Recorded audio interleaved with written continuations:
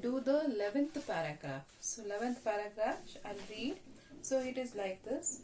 About 2500 years ago, Gautama Buddha had questioned the caste division in India, and he said the only valid division are the division between those who are noble and wholesome and those who are ignoble and unwholesome.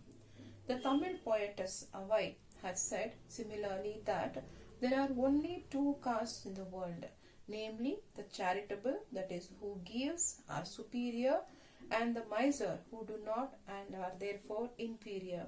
So, like this, throughout the course of Indian history, great sages, saints exposed the hollowness of these divisions, and they tried to bring all the communities of India together in a creative partnership. But caste, by virtue of its power structure, showed itself to be firmly entrenched. So what they are trying to tell here in this poem is that, as you all know, that we have a Varna system, that is a caste system, and it is being practiced from the ancient period, and it is very rigid, and you see the people are considered as superior and inferior, and the deprived class, that means the lower caste, are treated very badly. So here poetess Avai and Gautama Buddha have given their own view about the caste division. So let us see what they say. Gautama Buddha, he says that the only valid division are the division between those who are noble and wholesome and those who are ignoble and unwholesome. So he says that there should be a division, but that is between those who are noble. Noble means respected, okay, and wholesome, that means wealthy. So there should be a division that is between the respected and the wealthy, and those who are ignoble and unwholesome, that is between unrespected and unwealthy. So this is his opinion. He says that division should be between the noble and wholesome and between the ignoble and unwholesome. That is his view about the caste division. So he says that the division should be based only those who are noble and wholesome and those who are ignoble and unwholesome. Okay, so you could see here noble, ignoble. So this is antonym. Okay, noble, ignoble, and this ig, it is a prefix. Prefix is nothing but a syllable added before a word. Okay, a letter, part of a speech added before a word, it is prefix. So noble, ignoble. Noble, respected. Ignoble, unrespected. Okay, then wholesome. Wholesome means wealthy. So what is the antonym? Unwholesome. This is un is a prefix. Okay, so prefix, syllable added before a word, that means part of a speech added before a word, it is called as a prefix. Okay, so according to Buddha, there should be a division, that is between the noble and unwholesome and between the ignoble and unwholesome. Okay, so this is the opinion of Gautama Buddha about the caste division. Next, poetess, Tamil poetess Avai.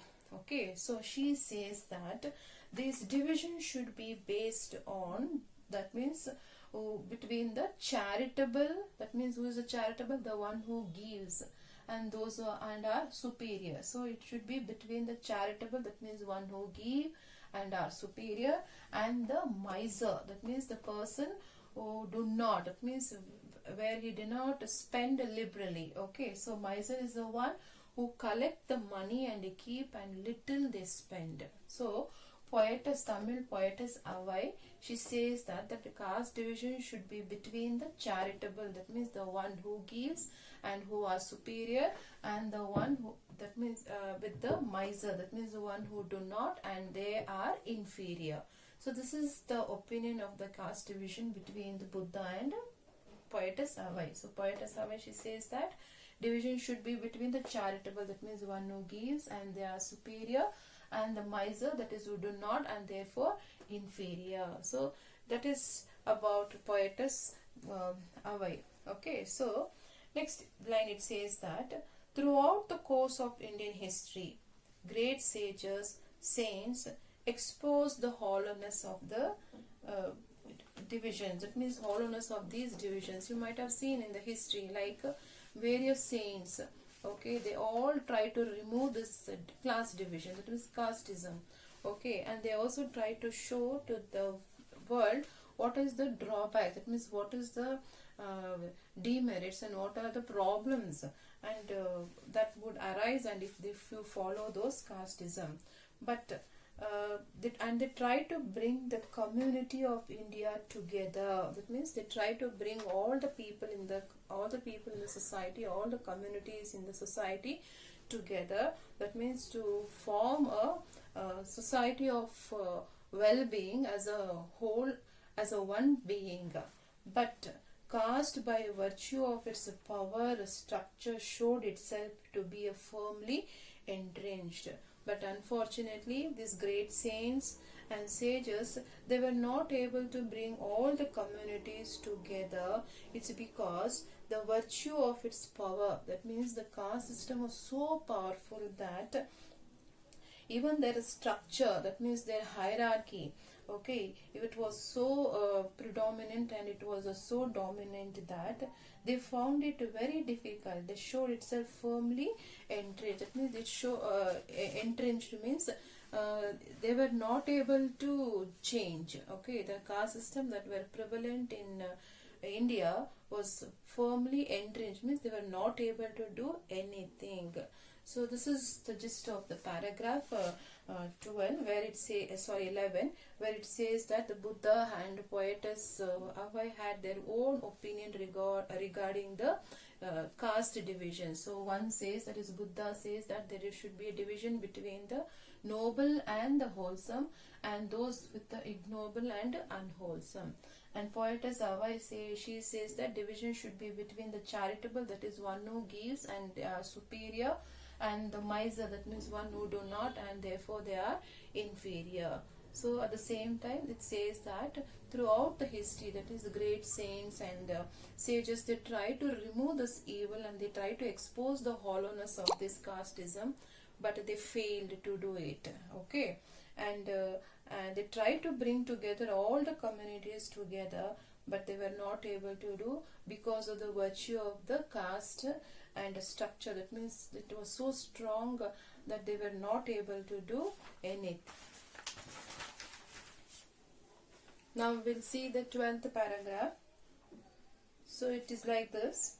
Under the policy of divide and rule, the British rulers exaggerated caste distinction and divided the people of India further to strengthen their hegemony over us.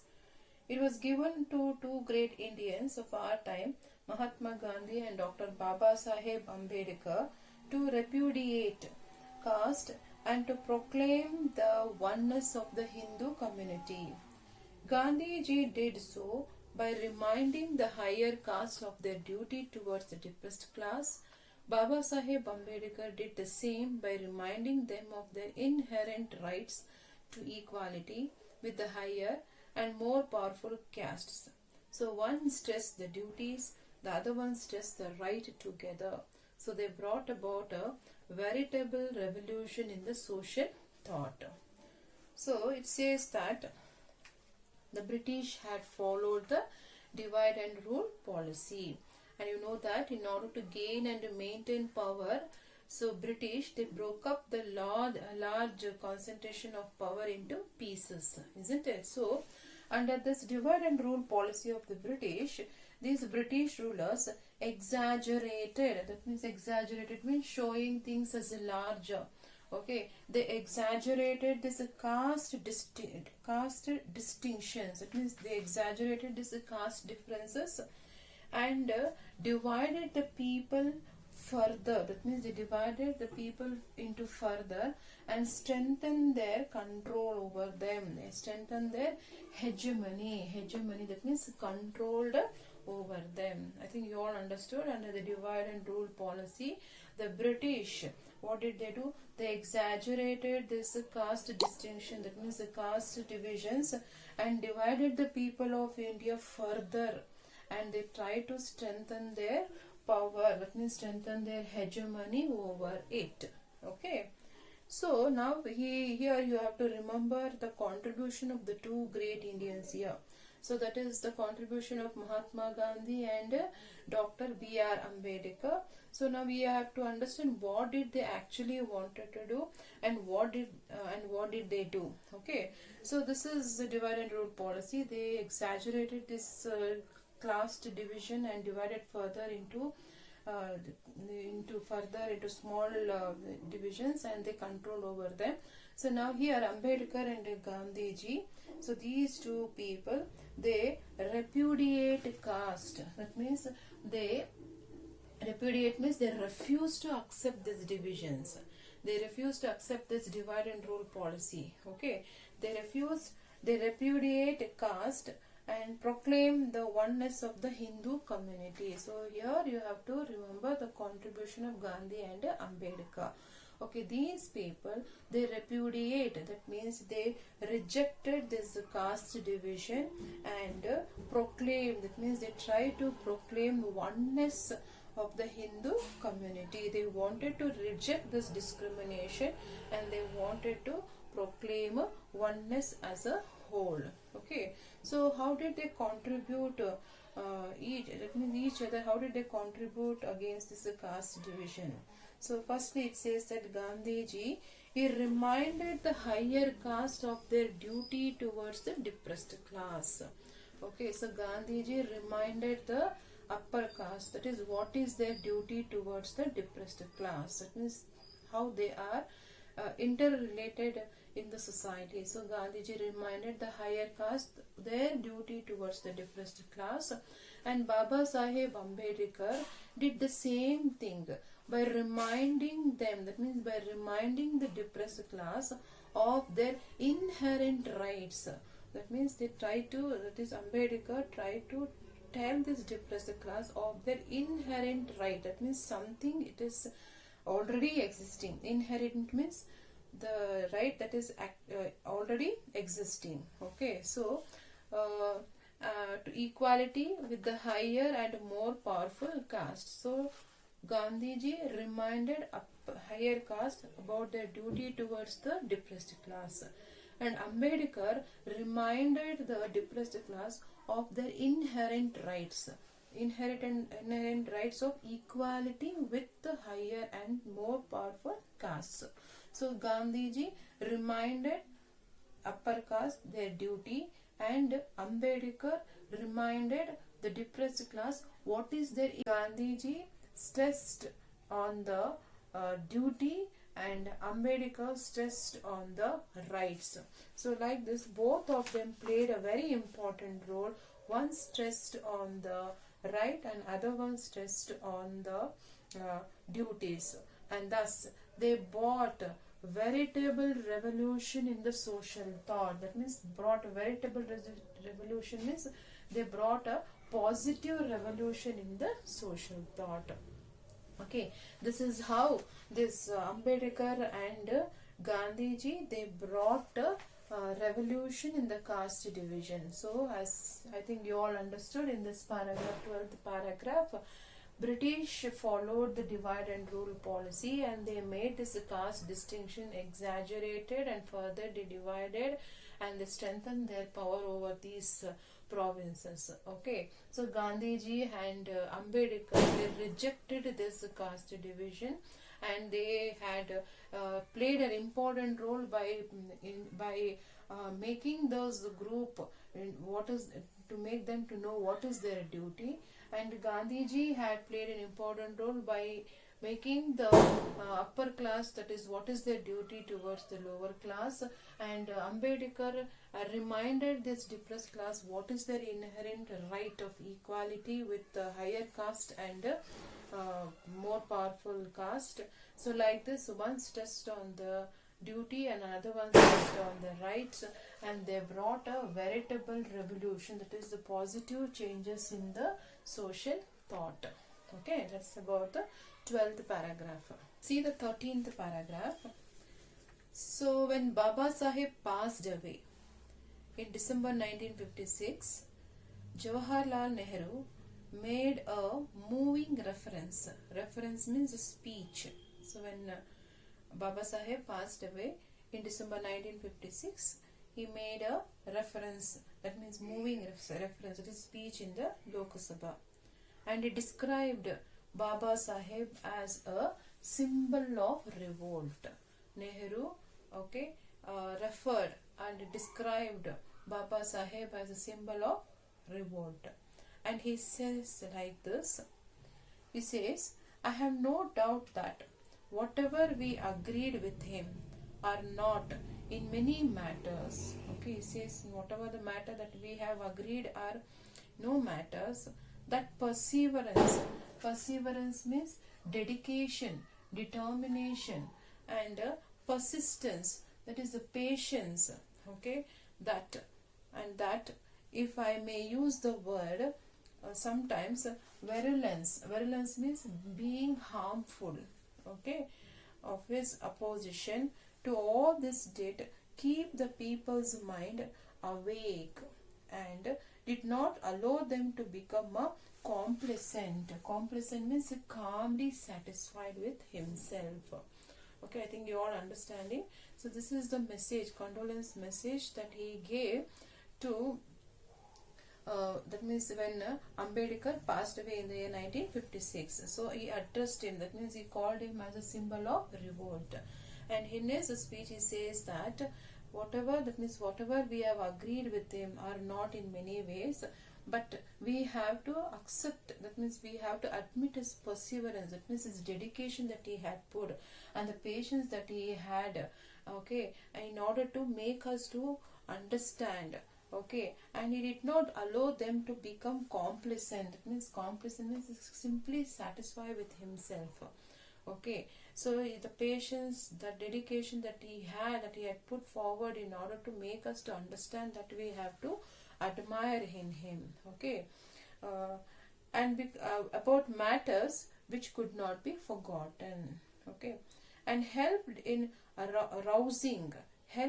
rousing those groups in our country. So rousing those groups means he's talking about the depressed class. So, and we also have to remember at this time his contribution that he had made in order to bring up this depressed class in the society, which had suffered so far long in the past. That means he's talking about the depressed class who had suffered from so many years. It is therefore said that such a prominent champion of the oppressed and depressed in India, and one who took such an important part in our activity, has passed away. So this is what he says about Ambedkar by Nehru. Okay, so what does Nehru says? He is a champion of the oppressed and depressed class.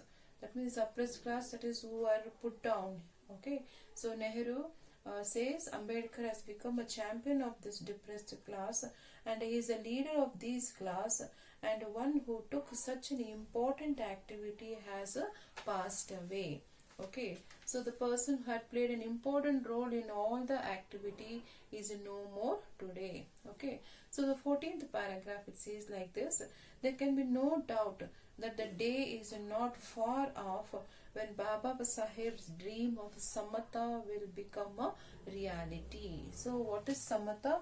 It's an organization founded by Ambedkar which fought for the right of the oppressed and depressed class. Okay, so here the writer says that this organization which has been set up by Ambedkar is for the help of the people of this organization, that is for the weaker or a section. So Nehru says that Baba Saheb Ambedkar dream of Samata will become a reality. So 4th paragraph, which tells us that there is no doubt that the day is not far where Ambedkar's dream of Samata will become a reality.